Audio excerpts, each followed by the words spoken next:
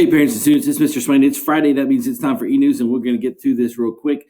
Don't have a whole lot to cover today. Yes, I am wearing a hoodie. Don't usually wear a hoodie to school, but it was Support Chisholm Trail Day today, and everybody was wearing Chisholm Trail gear around the school. And it was really cool to see everybody dressed up like that. We had some kids that didn't have any Chisholm Trail gear, but they were all decked out in red today, and that was really fun.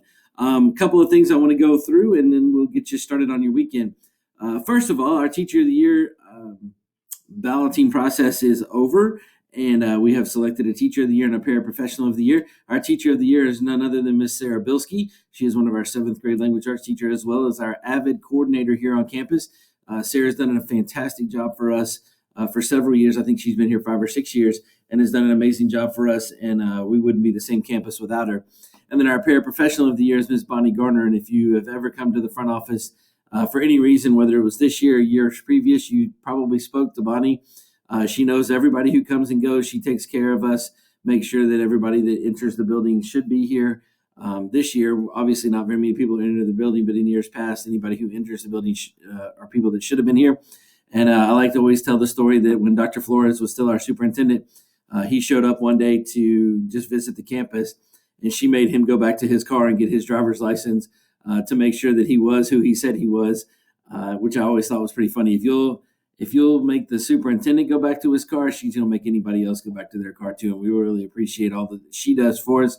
And she is the first thing that people see, first person that people see when they come to school. And she always puts her best foot forward and makes us look good. And so we appreciate Bonnie, and we're so glad that she is our front office person.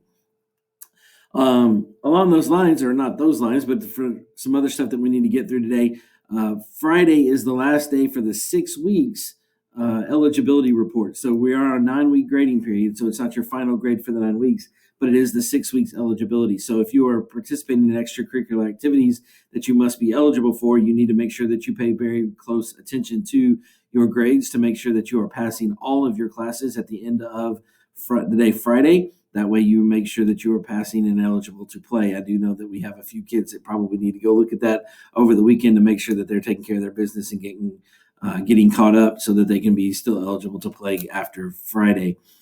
We do have Picture Day coming up on February the 19th. There is some information in this eNews about that. If you are a virtual student, you will come to school. You need to sign up. There is a sign up link on there. You'll come to school. You'll come in the mini gym in the back there. You'll take your picture. If you need to do your vision and hearing because you have not done that yet, Miss Nurse Hughes will be set up in the back corner. You'll come in, take your picture, walk across, do your vision and hearing back in the back corner, and then be able to leave at that point in time and get back in your car and get back to the house.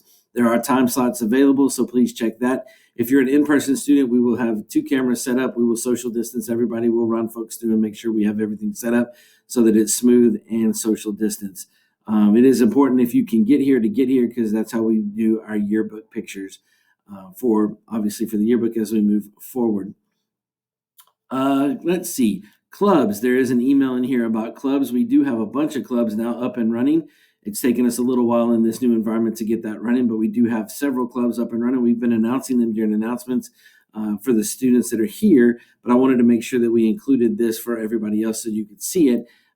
Some of them are virtual. Most of them are virtual as well as in person. If your kid is here, there is a link in this eNews. If you'll click on that, it'll tell you all the clubs and who the club sponsor is.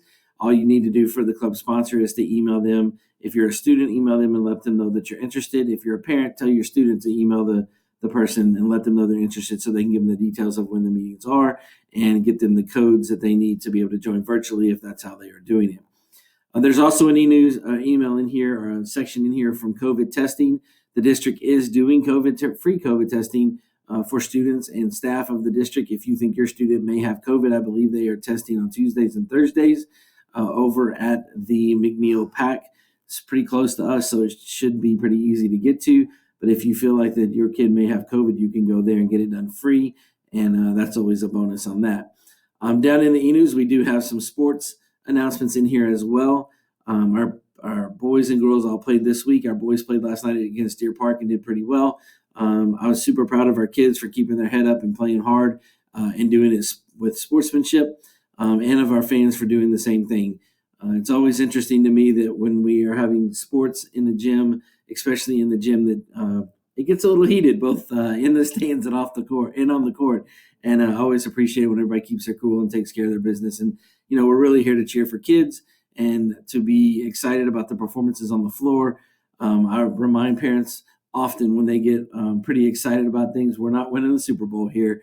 We're just, we're trying to give kids an opportunity to play and show good sportsmanship and get better along the way. So with that said, thank you for everybody that's come to our games. We haven't had any problems out of our parents, and I appreciate that. Our kids have been fantastic, and they're trying hard, and they're doing the best that they can.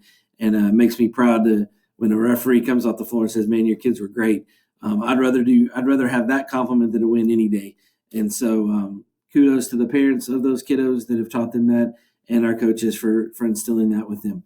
Last but not least, it is supposed to be nice tomorrow. Of course, I thought it was going to be nice today, and I walked out and got rained on. So I'm not really sure what the weathermen, or as my dad likes to call them, weather guessers, have in store for us this weekend. But I've heard it's supposed to be nice tomorrow and on Sunday, Super Bowl Sunday. I hope you get a chance to sit around with your family and watch that. Social distance is appropriate. Do what you need to do. Keep everybody safe. Numbers seem to be going down in the county. Let's not blow that over the weekend with the Super Bowl. I guess my kids would be really mad at me if I wasn't voting for the Chiefs, since they're both, one's at Tech, the other one's going to Tech, and they've adopted the Chiefs because of Patrick Mahomes. So I'll leave you with go Chiefs, and I hope everybody has a great weekend.